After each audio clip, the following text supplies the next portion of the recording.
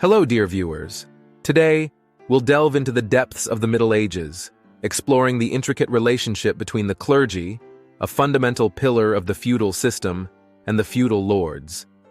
This complex relationship encompasses not only economic dimensions, but also cultural, social, and political interactions. Let's begin exploring this fascinating topic. In the Middle Ages, European societies were often organized within a feudal order. This order was characterized by complex relationships between feudal lords, who were landowners, and the clergy, who assumed religious leadership roles. These two classes were interconnected economically, culturally, and politically. The clergy constituted a cornerstone of medieval society, undertaking crucial roles in religious leadership, doctrine, and worship. The church was considered a unifying force in society at that time, with the clergy serving as its essential agents. The most prominent role of the clergy was to conduct religious ceremonies, teach beliefs, and spiritually guide the community. The church played a significant role in shaping the moral values of society, strengthening the mission of the clergy. The clergy guided the society in various aspects, from crusades to influencing the smallest details of daily life. Moreover, the church's involvement in social services and education shaped the role of the clergy. Through institutions such as hospitals, schools, and orphanages, the church provided services to society, making the clergy a crucial actor for the welfare of the community. Simultaneously, the clergy played a vital role in preserving and disseminating knowledge and culture through monks and priests residing in monasteries. Copying manuscripts, supporting the arts, and encouraging scientific endeavors reflected the cultural influence of the clergy. However, the power of the clergy extended beyond the religious and cultural domains. By ensuring the legitimacy of the feudal order, the church played an influential role in the political arena. The clergy actively participated in various political events, from the coronation of kings to taking oaths of allegiance, collaborating politically with feudal lords. Feudal lords, typically aristocrats who owned land, provided support and protection to the clergy. The relationship between feudal lords and the clergy went beyond financial support and security. It also influenced the social and cultural dynamics of society. This support relationship was based on various complex factors concerning the assistance provided by feudal lords to the clergy. Firstly, feudal lords often donated vast land areas to the church. These lands increased the economic power of the clergy by constituting a source of income. However, these donations not only held monetary value, but also symbolized the protection and support of the spiritual leaders guiding society. Feudal lords also committed to protecting the church's properties. This commitment was a significant factor in ensuring the security of the clergy.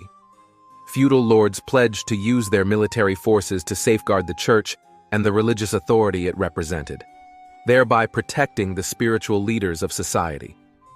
In addition to financial support and security measures, the relationship between feudal lords and the clergy facilitated a form of social integration.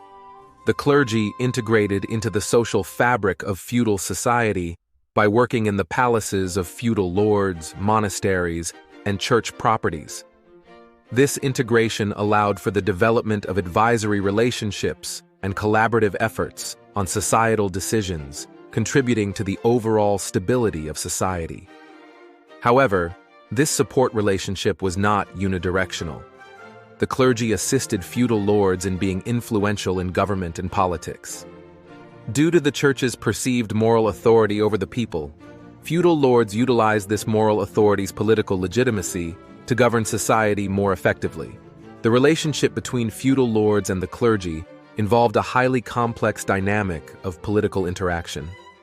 This dynamic was rooted in the significant political influence of the church and how feudal lords responded to this influence. Primarily, the political influence of the church stemmed from its religious authority. The church, considered the spiritual guide of society, wielded significant political influence over feudal lords and even kings. The clergy, utilizing its spiritual authority, could create a notable political impact by actively participating in various political events, from the coronation of kings to other significant political occurrences. However, this political interaction was not a one-sided influence of the church on feudal lords.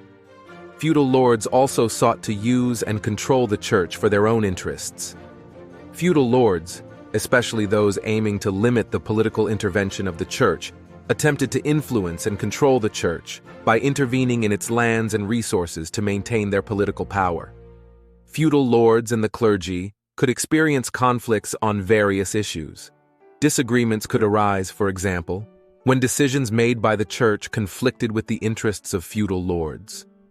Privileges such as land ownership and tax exemptions held by the church could lead to attempts by feudal lords to limit the power of the clergy, resulting in political struggles. Nevertheless, political interaction between feudal lords and the clergy was not solely based on conflict. Resolutions and cooperation also developed to resolve disputes. As a significant driving force for the sustainability of the kingdom and feudal order, the church and feudal lords established political collaboration based on common interests. In conclusion, the relationship between the clergy and feudal lords unveils the intricate surface of medieval society. This relationship involved financial support, cultural interactions, dynamics of political power, and conflicts, along with resolutions. In the historical context of the Middle Ages, this interaction between feudal lords and the clergy constituted one of the foundations of societal order. Thank you, and I hope this video helps you better understand the feudal system of the Middle Ages.